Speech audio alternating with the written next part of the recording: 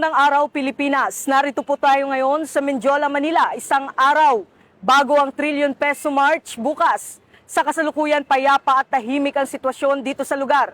Sa ngayon naman po ay makikita po natin na wala pang nakapwesto ng mga pulis sa paligid ng Mendiola. Gayunpaman, nakastandby na ang mga tropa at nakahanda na ang lahat ng kinakailangang kagamitan para sa agarang deployment.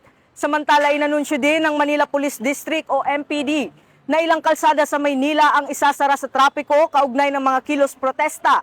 Sa Mendiola area, kabilang sa mga isasara, ang bahagi ng CM Recto Avenue mula N. Reyes hanggang Mendiola at bahagi ng Ligarda mula Figueras Street hanggang San Rafael Street.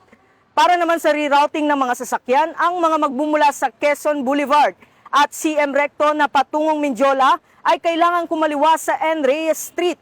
Ang mga galing naman sa Santa Mesa via Ligarda patungong CM Recto ay kakanan sa Figueras Street, dadaan sa Earnshaw at kakaliwa sa SH Loyola. Ang mga galing naman sa P. Casal Street patungong Mendiola ay kakaliwa sa San Rafael, dadaan sa Bilibid Viejo at kakaliwa sa SH Loyola o N. Reyes. Tinitiyak naman ng PNP na ipatutupad nila ang maximum tolerance at igagalang ang karapatan ng mga rallyista sa mapayapang pagpapahayag ng kanilang saloobin. Pinapayuhan naman ang publiko na maging handa sa pagbabago ng trapiko bukas at hanggat maaari ay umiwas muna sa mga pangunahing kalsada sa paligid ng Mendiola.